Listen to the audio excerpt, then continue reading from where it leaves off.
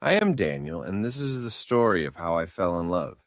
It is not just a story about me, but also about Emily, the girl who changed my life. It is a story of friendship, of laughter, of challenges, and of love.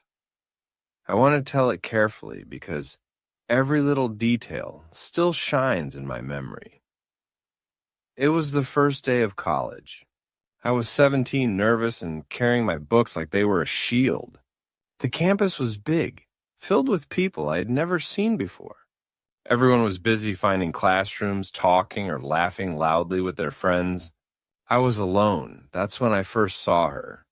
She was sitting under a tree in the courtyard, reading a book. Her hair fell softly over her face, and she pushed it back again and again as she turned the pages. She looked calm, almost as if the noise of the world didn't touch her. I don't know why, but my steps slowed. Something about her drew me in. My heart whispered, "Talk to her," but I didn't. I just walked past, glancing at her one more time. That moment, simple as it was, planted the first seed in my heart. A week later, fate decided to play its part. I entered the library to borrow a book, and there she was, again, reading quietly. This time she noticed me. Our eyes met and I quickly looked away. But as I searched the shelves, I heard her voice. "Excuse me," she said softly. "You're in my class, aren't you?" I turned, surprised. "Yes, I think so. I'm Emily," she smiled. "You're Daniel, right?" I nodded, my nervousness melting a little. We spoke about classes, teachers, and books. I found out she loved literature, especially poetry. Her eyes lit up whenever she talked about stories. From that day on, we became friends. We walked to classes together, shared notes, and sometimes sat under that same tree after lectures. She laughed easily, and her laughter was like music to me.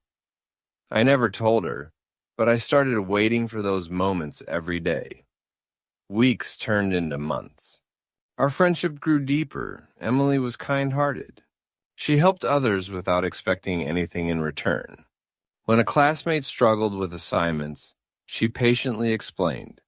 When someone was sad, she comforted them. She had a warmth that drew people close, but for me, it was more than warmth. One evening after a long day, we walked to the bus stop together. The sky was painted with orange and pink, the sun slowly sinking. Emily looked up and said, "Isn't the sunset beautiful?" I looked at her instead of the sky. "Yes," I whispered, though I wasn't talking about the sunset. She didn't notice, but that moment stayed with me. Soon our bond became something more than friendship, though neither of us admitted it. We began sharing secrets. I told her about my dream of becoming a writer. She told me about her love for painting. She showed me her sketchbook, filled with soft pencil drawings of flowers, people, and sometimes abstract shapes. I told her, "You see the world in a beautiful way." She smiled, "And you write about it in a beautiful way."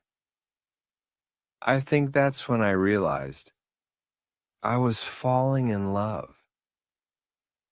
Loving someone silently is both sweet and painful.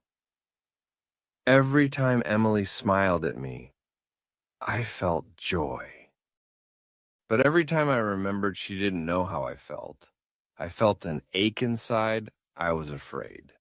Afraid of losing her friendship if I confessed. Afraid she might not feel the same way.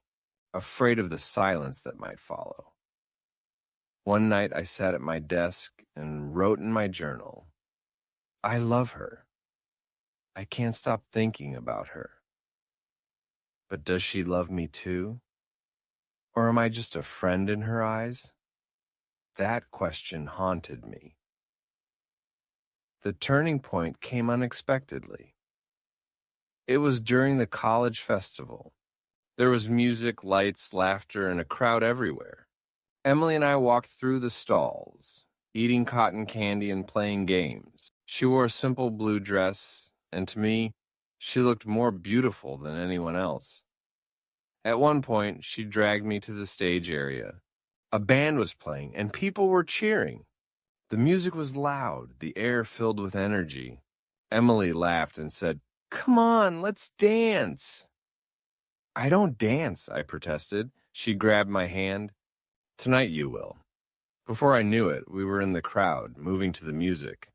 I was awkward at first, but she laughed, held my hand tighter, and suddenly it didn't matter anymore. At that moment, in the middle of the music and laughter, I looked at her, and I just knew.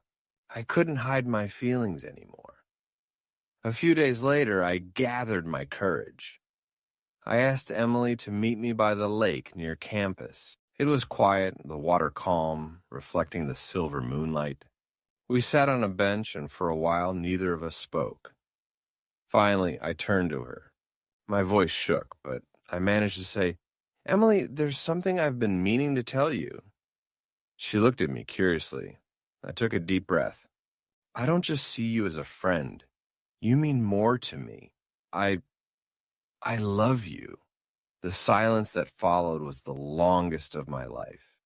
My heart pounded so loudly I thought she could hear it. Then, slowly, Emily smiled. Her eyes softened. "Daniel, do you know how long I've been waiting for you to say that?" I blinked, stunned. You, what?" "I love you too," she whispered. Relief, joy, and disbelief washed over me all at once. I laughed nervously, and she laughed too. Then, as if it was the most natural thing, she leaned closer. Our hands touched, and in that quiet night, our hearts finally spoke the same language. From that day forward, everything changed, and yet, everything was the same. We still walked to class together, still shared notes, still laughed under the tree. But now, there was something more. When she looked at me, I knew her heart belonged to me, just as mine belonged to her. We went on long walks, talked about dreams, watched movies, and shared countless little moments. Some days were filled with laughter, others with quiet comfort. Love was not always grand or dramatic. Often it was in the small things. The way she held my hand, the way I remembered her favorite coffee, the way we sat together in silence, feeling complete. Of course, there were challenges too. Sometimes we argued, sometimes we misunderstood each other. But each time, we found our way back. Because love is not about never fighting. It's about never giving up on each other. Years passed. College ended, but our story did not. Emily became an artist, painting with colors that spoke emotions. I became a writer, turning our moments into words. We supported each other, stood by each other, and built dreams together. One evening, as the sun set behind the hills, I took her back to the same lake where I had first confessed my love. With trembling hands, I held out a ring. "Emily," I said, "you are my friend, my love, my strength. Will you marry me?" Her eyes filled with tears. "Yes, Daniel," she whispered. 1,000 times, yes. Today, as I write this story, Emily sits beside me, sketching in her notebook. 12 years have passed since that first day I saw her under the tree. We are not the same young dreamers anymore. Life has tested us, given us joys and struggles, but one thing remains unshaken: the love we found in each other. If there is one thing I have learned, it is this: love is not just about finding someone perfect. It is about seeing someone's imperfections and loving them even more. Emily is not just the girl I fell in love with. She is the reason I believe in love itself. And this story, our story, will always remind me. Sometimes when two hearts meet, they create a forever. Please let us know in the comments how you like this love story of ours. And give it a like. Subscribe to our channel to read and listen to such beautiful stories.